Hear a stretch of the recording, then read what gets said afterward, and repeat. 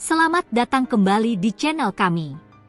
Demonstrasi besar yang melanda Indonesia dalam beberapa hari terakhir tidak hanya menjadi sorotan media domestik, tetapi juga media-media asing. Namun, satu laporan dari media Rusia, Sputnik, menarik perhatian karena klaimnya yang sangat mengejutkan. Sputnik tidak hanya memberitakan, tetapi juga membuat analisis yang menuduh miliuner George Soros sebagai dalang di balik protes tersebut. Mereka menyebut aksi massa ini sebagai revolusi warna yang direkayasa Barat untuk mengganggu stabilitas Indonesia. Lalu, apa bukti yang mereka sajikan?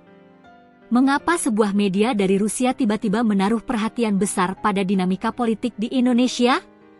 Dan apa artinya semua ini bagi posisi Indonesia di kancah global?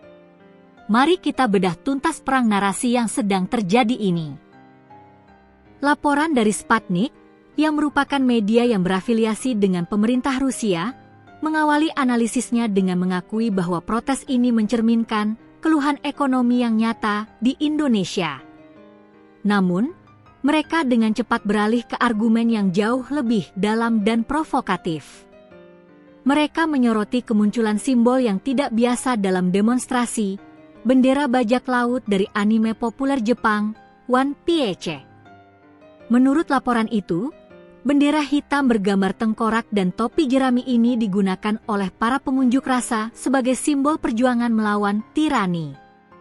Sputnik mengutip seorang analis geopolitik bernama Angelo Giuliano yang berpendapat bahwa penggunaan simbol ini yang menggemakan taktik serupa di wilayah lain menunjukkan adanya pengaruh eksternal. Sputnik juga mengaitkan demonstrasi ini dengan National Endowment for Democracy, NED, sebuah organisasi yang diklaim telah mendanai media Indonesia sejak tahun 1990-an. Mengapa Sputnik begitu yakin bahwa protes ini adalah bagian dari skema yang lebih besar? Jawabannya terletak pada dinamika geopolitik terkini. Menurut Sputnik, Presiden Prabowo Subianto dianggap tidak sejalan dengan agenda kelompok 7 atau G7 dari Barat. Laporan ini mengutip Jeff J. Brown, seorang penulis yang mengaitkan peristiwa di Indonesia dengan strategi revolusi warna yang pernah terjadi di Serbia. Brown berpendapat bahwa Barat, khususnya G7, menginginkan pemimpin lain yang didukung oleh Amerika, seperti era Presiden Soeharto di masa lalu. Lalu, mengapa Prabowo tidak cocok? Karena ia sedang memperkuat hubungan dengan China, Rusia, Shanghai Cooperation Organization, SCO, dan BRICS. Indonesia adalah negara Asia Tenggara pertama yang bergabung dengan BRICS dan telah secara terbuka bekerja sama dengan China dalam inisiatif Belt and Road Initiative, BRI. Dari sudut pandang imperialisme Barat, menurut Jeff Brown yang dikutip Sputnik, semua langkah ini menjadikan Indonesia sebagai target yang sangat layak untuk diserang dengan revolusi warna yang direkayasa Barat. Klaim-klaim ini memang terdengar luar biasa, tetapi kita harus melihatnya dengan kritis.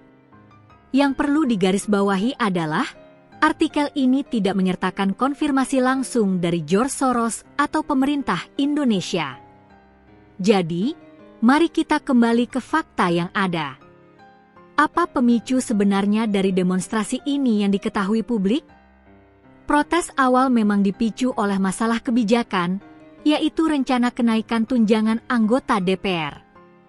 Namun, yang membuat demonstrasi meluas dan memanas adalah insiden tragis yang menewaskan seorang pengemudi ojek online saat pembubaran massa.